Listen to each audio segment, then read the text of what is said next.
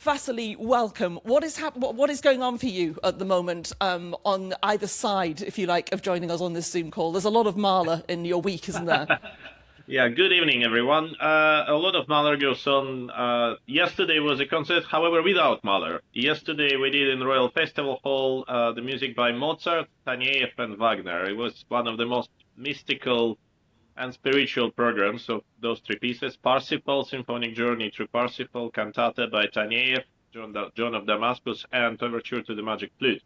But a week before, even less than a week before, last Tuesday, we did Mahler 5 in Royal Albert Hall, and that's a piece which we're bringing to Italy for this week. So we have a concert on Thursday and Friday in Ravenna and then in Torino as part of our tour together with Royal Philharmonic. Anne-Sophie Mutter will also play Beethoven Concerto for violin and orchestra.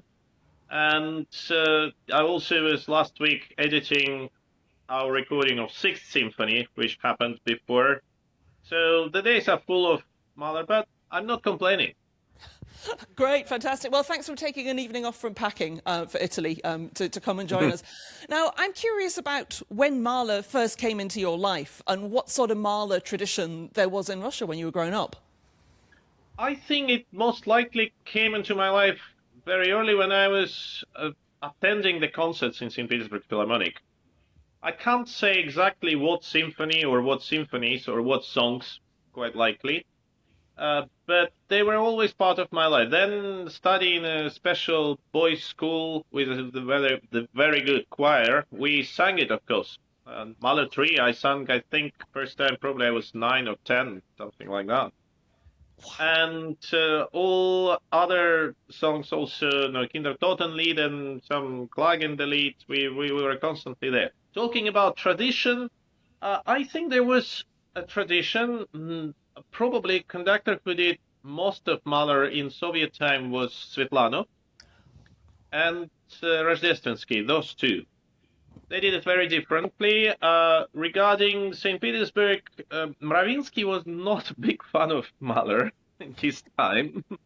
He was more into Schubert, into some more delicate stuff. Temirkanov had certain appearances, but not much. Maris Janssens, he conducted it quite a lot. And of course, Gergiev, but that's already later. But this tradition was a bit, how to put it, Soviet. Heavy, proud. So Mahler was something very loud and long. And the delicate moment of it was not so often preserved and not so often seen. So for me, at first, probably they were not quite understandable. I felt the grandeur of it, but I didn't feel the philosophy and details and delicacy with which Mahler was orchestrating his symphonies or programming or constructing his symphonies. So to me, they were part of my life from probably very early age. But to say that I inherited very, very special Russian tradition, there was not such. Right. Thank you. Now, this is one of the loudest and indeed probably the longest symphony in the standard repertoire. How do you go about, first of all, where do you start with approaching a score like that and preparing it? And on the night of a performance, is there any sort of special physical, emotional, mental preparation that you would do with, a 100-minute span of a piece in front of you like that? I start from page 1, usually. Very good place to start. That's how it starts. No, but, my method of learning music, I open the score at first, and then I just read it through, as you're reading the play. If you would read the play, any play, you hear the voices of personages inside your head, as if you will hear that. And the characteristics of personages, of course, given by author. So, Ophelia is female personage, young and of such. Hamlet is also, and each one is described by certain words or certain phrases or characteristics. The same in music. So when you look into the score, each instrument has its own character, of course, but also marking from composers. Piano, espressivo, forte, so dynamic markings, articulative markings. And you can read it at first, after certain training, of course. You can read it as a play. You hear it in your mind with your own imagination. So that's what I'm doing first. I put some marks, minor marks in a score for myself to remind about certain points or instruments. Then after doing that for a certain period of time, I'm listening to various recordings. 3, 4, 5 for Mahler 3 catalog is very big, and you can hear many of them. And they also have a very, very different approach, from very vivid approach of Bernstein, for instance, into the very strict approach of Furtwängler.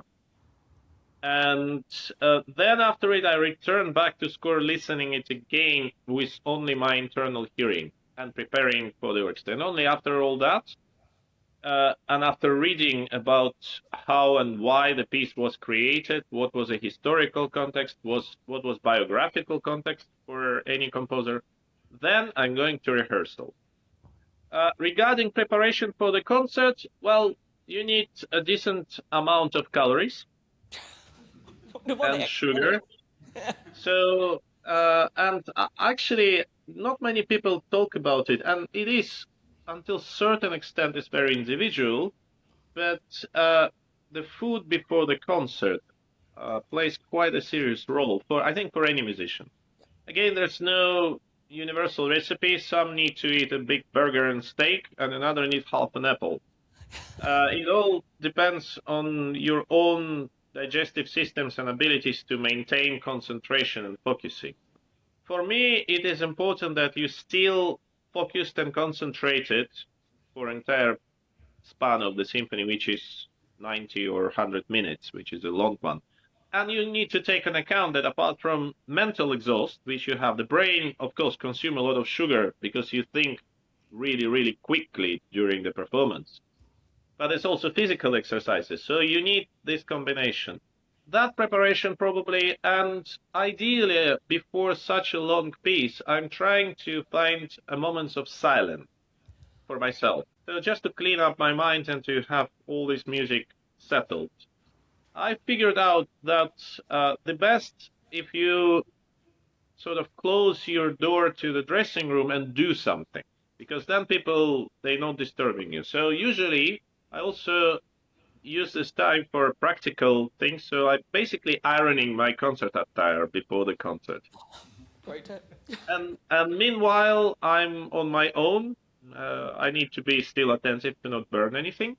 And at the same time, people don't bother me because they see that I'm doing something what is probably something better made in solitude. So for me, those two elements, they are probably most important. Thank you so much. Now, it's been an absolute nightmare trying to find highlights, if you like, from this symphony, because the whole symphony is one big highlight. But let's hear the very opening together. I hope you enjoy. I hope you enjoy it listening back, Vasily.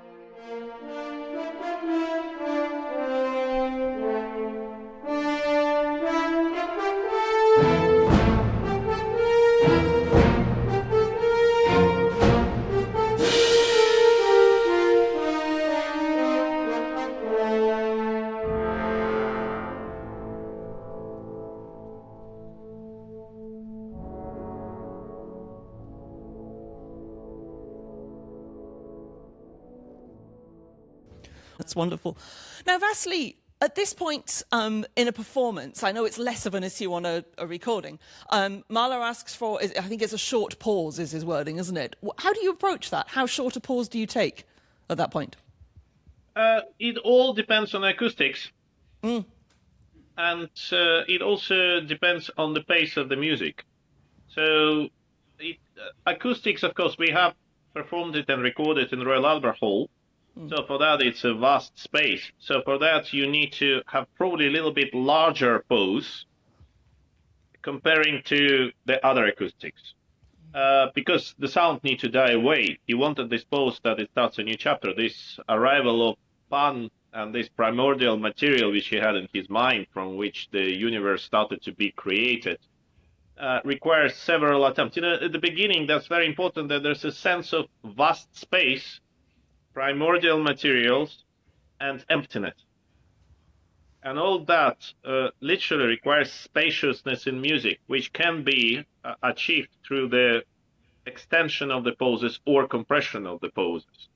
And for that, Mahler didn't left any recordings of him, of course. But he was probably one of the most ingenious conductors of all the time. When he was writing this symphony, he have seen himself as a conductor. That was his primary profession. Symphonies for him, as he was saying at that time of his life, were rest after the long and exhausting season as opera conductor. This one, he was still in Hamburg, and he took summer month off in Steinbach in Austria just to be able to refresh his mind.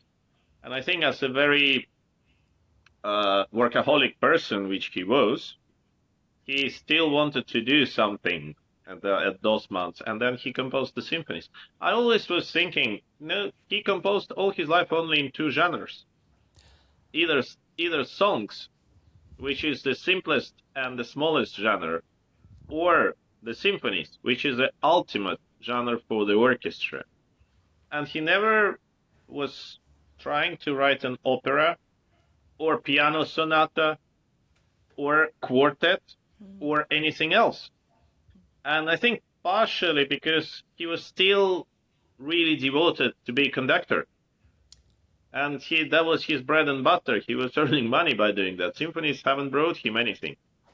And the secondary, because he had so much in his mind what and how far he can extend the abilities and capacities of the orchestra and symphonic genre, that he always was finding something new in the next symphony when he had time for it.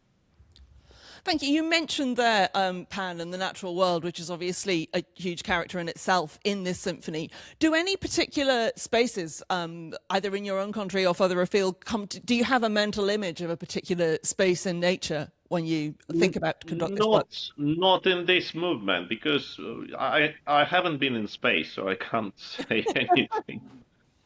But this is somewhere, outside of the Earth at the start. Or before the Earth was created. Then probably for the most of this symphony, Alps,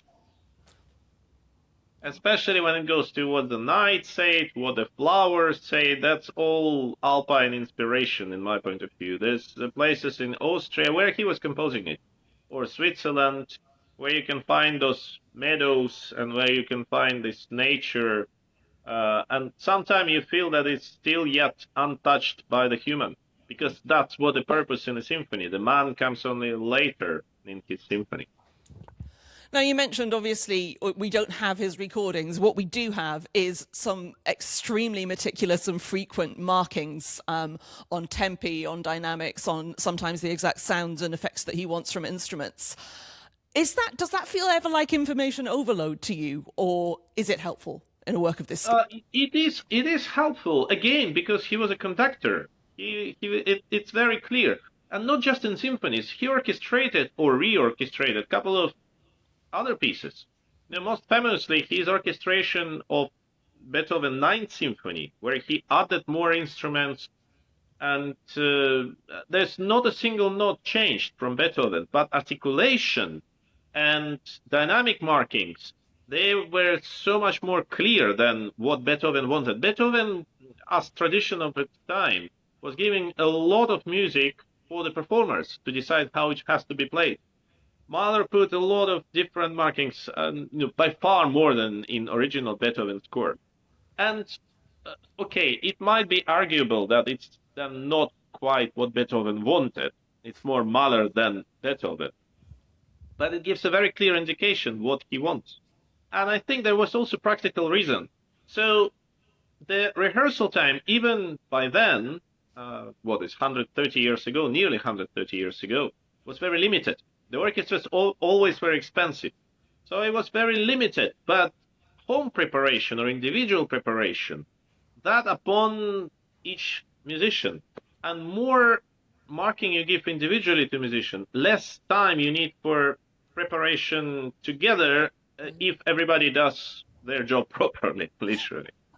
So there were practical reasons why there's so many changes, not just in tempo, in dynamics, and these polyphonic things. One of the Mahler's most favorite composers was Bach. And because of that, there's always polyphony in his writing. But this polyphony not just in lines, but also in dynamic. Quite often you have the chord in the orchestra or the texture where some voices, they mark fortissimo and the others pianissimo at the same time. So you need to be very, very, very precise individually what dynamic you play, what color you play, and there's a lot of marking. To say that it's overwhelming, maybe when I conducted those pieces for the first time, obviously you have to learn a lot and you have this amount of information in your mind, which may feel you get tired more, let's put it this way.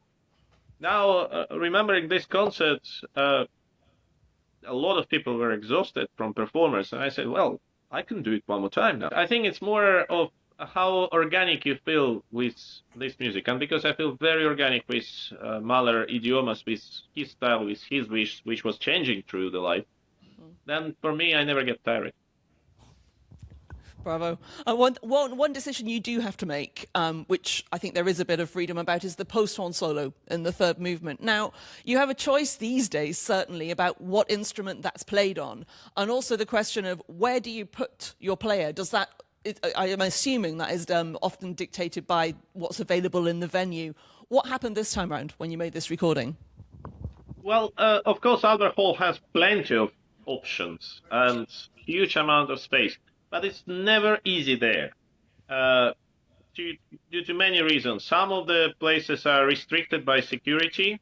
The others will be restricted by just the sheer amount of sound. If you put a post horn behind some members of the audience or behind the choir, straight behind, then people will be deaf because it's relatively loud if it's straight to the ear. So you need to find exact space and how far or how close it is to the orchestra. And another moment, of course, is it possible to see conductor at that moment, because you still need to do some synchronization, or is it through the screens with the monitors? And the screens in many halls, they have a very, very minor delay, but this minor delay, which is a split second, is enough to ruin the entire ensemble. So it dictates by the hall. So we had it in one of the galleys in this concert. And of course, for recording to catch the sound, it's another matter. But this is for sound engineers. I owe them and adore them. They saw the things by themselves. Let's see what sort of a job they made of it.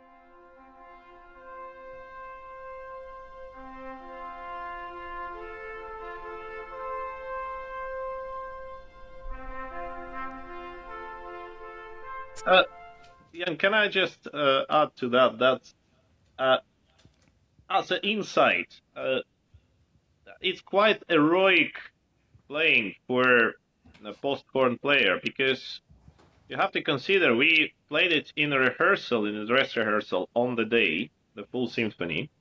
Then we did a concert, and unfortunately in the concert there was, he played fantastically, but there was quite a lot of coughing, which you can't. So then we had an patching session late at night after the concert, another almost full run for this fragment. So the player did an absolutely incredible job. I can't imagine how hard that must have been on the lip to do all of that work. That's extraordinary. Thanks. Now, the fourth movement, we have, for the first time, we hear text in the symphony with this wonderful alto solo. I would love to hear a little bit about, your thoughts on Nietzsche's text. I know we could probably talk all night about, what he means in Zarathustra. I wanted to know a little bit about how you go about connecting that with that yourself, and also about your choice of the wonderful mezzo Hannah Hip for this recording.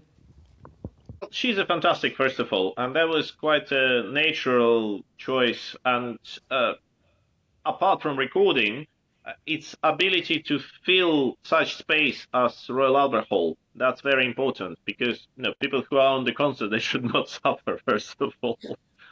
So to me, that was a very natural choice to bring her up. Regarding Zarathustra and this midnight music is, the whole progression of the symphony goes towards a human arrival of the man. And then it's discovery of the nature, discovery of the world, as probably for Mahler himself was a discovery of composition. And of course, this is the symphony which still, in a way, finalized his song period. He had in mind the seventh movement, which then he omitted, and then it became the final of the fourth symphony, which also has a voice. And that would be what the love told me. And this all is, he wanted to give a very straight messages to listeners. So at first he had these programs which were more like a scaffolds, which were surrounding the structure which has to be built. Then later he just vanished the program notes because the construction is clear on itself. But they all were related either to Zarathustra or in second movement Urlicht, in second symphony Urlicht, or in final movement is Gewichten. So all the songs, they were still predominant in his mind. And then, starting from the fifth symphony, he departed from it because he found this probably self-confidence or probably self-awareness that the absolute music without voice can say even more. And then he went back only in the eighth symphony, which is not the songs. It's oratorio in first half and opera in the second half of the symphony. And then the very late was Das Lied von der Erde, which is another very philosophical. That's probably closest to Zarathustra, to Nietzsche, as it can be in terms of the meanings. So to me, this is a progression, and of course, I'm doing a lot of Strauss and Zarathustra from him, and this theme of self-understanding, self-esteem, describing in Mahler output is one of the most important. So the grotesque and the conflict which the main personage has inside him or herself through the symphony, this or that way has to be resolved. And that's how the early symphonies especially constructed. First symphony, this pantheism at the most from the very beginning, then it leads into jubilation at the very end. There's almost like a hunting in the last movement, which then goes to the bursting of the end. The second movement, the second symphony is, of course, resurrection from death to existence again. Third is exploration of universe creation, and then the man itself exploring it.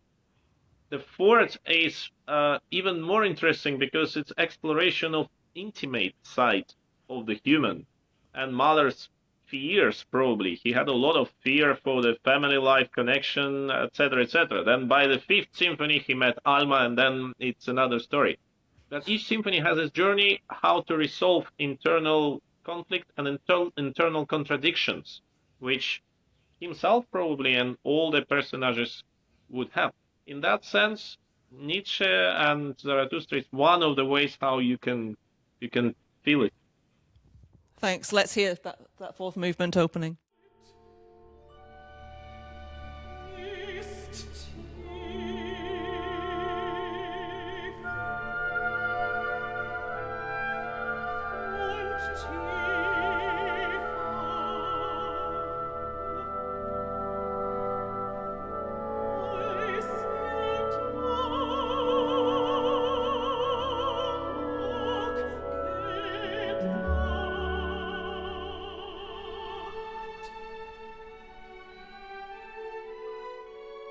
Now, the next movement brings what we in the Presto office, we were discussing this the other day, we think it's probably the first use of children's voices in a symphony. I don't know whether could think of anything earlier than that. We couldn't.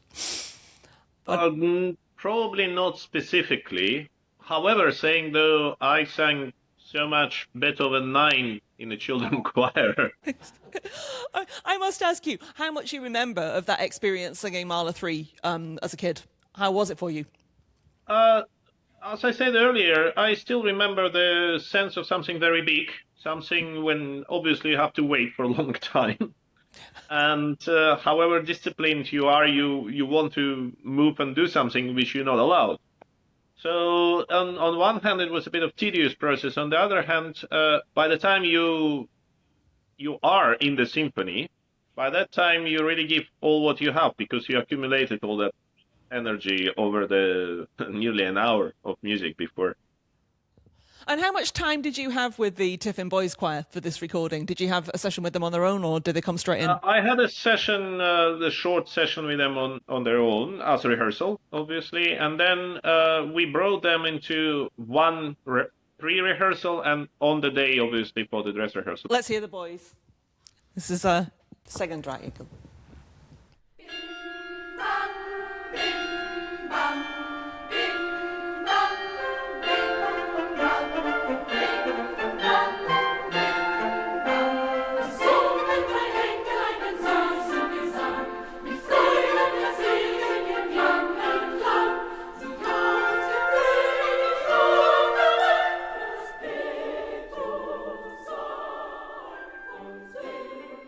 I have one particular question about it. I mean, I felt it all the way through the recording, but especially in the final movement.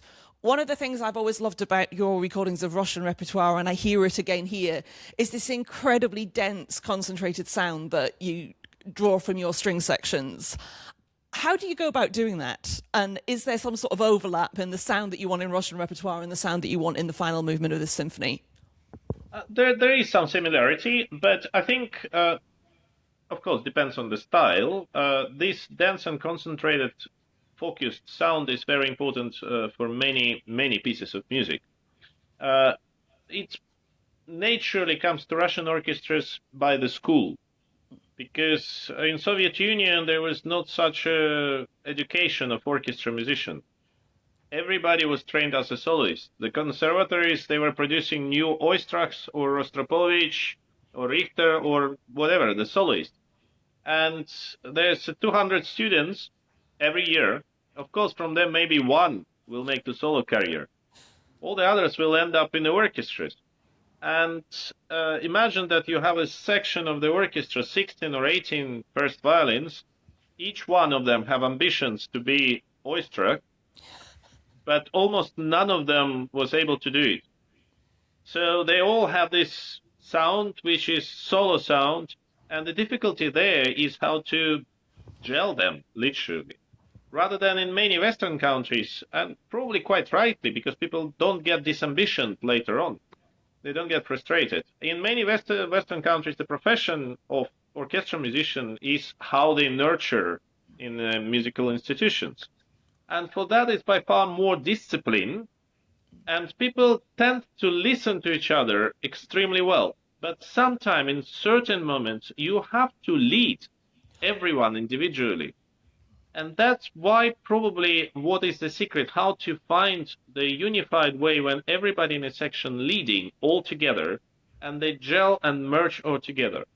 And regarding this last movement, that's one of the most vital things probably for such a long span and for such long melodies. That's what you do.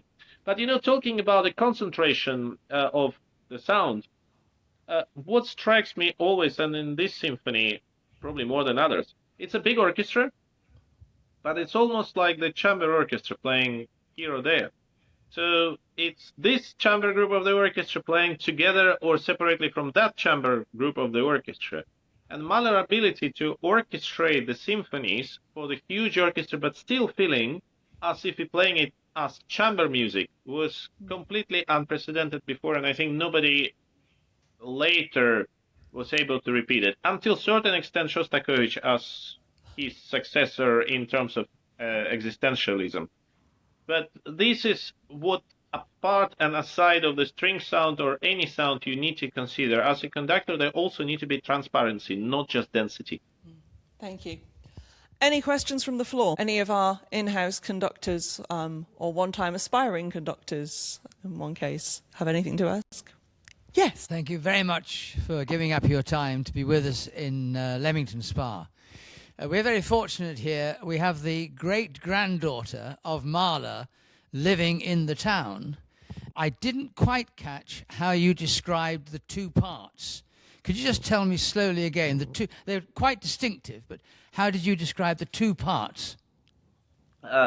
It's in very simple way. The first part more in the genre of oratorio, so secular music. rather than the second part, how it's written, is more in the genre of opera, because the personages there are more operatic. So it's, of course, simplifying it. As, Mahler 8, we can open discussion, and that will be for another 2 or 3 hours about all the aspects and the voices and, how the text was created and what he wanted to say in the symphony. It's an incredible piece of music. But if I put it very simple, and what I'm doing when performing Mahler 8, which happened several times in my life, at first half, you put the singers with the choir behind the orchestra, and they merge and gel very well with the choir. And then you use this pause between first and second movement, which Mahler said need to be at least 5 minutes or more. You use it for singers to walk gradually up to the front of stage, and the second movement, they're performing in front of the orchestra, in front of stage, as in opera and concert performance. And that works almost universally in any hall extremely well. Very interesting. Thank you very much indeed.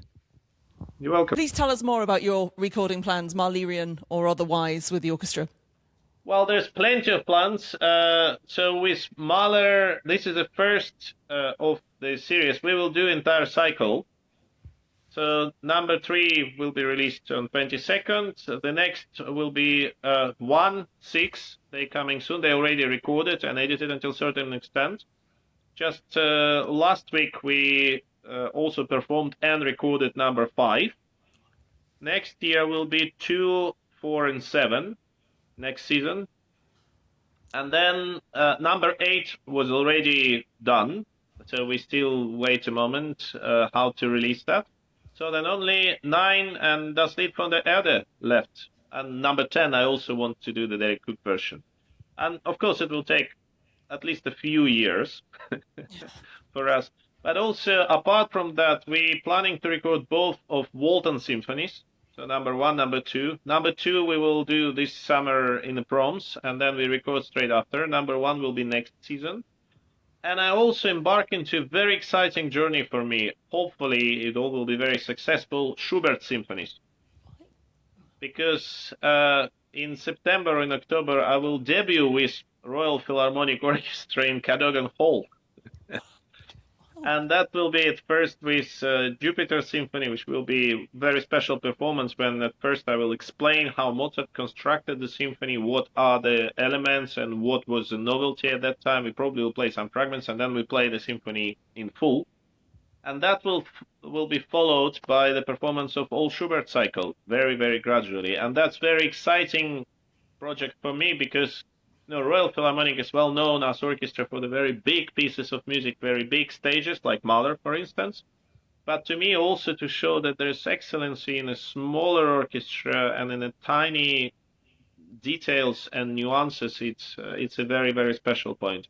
Aside from that, there's still ongoing Prokofiev cycle with Oslo Philharmonic, which I still continue.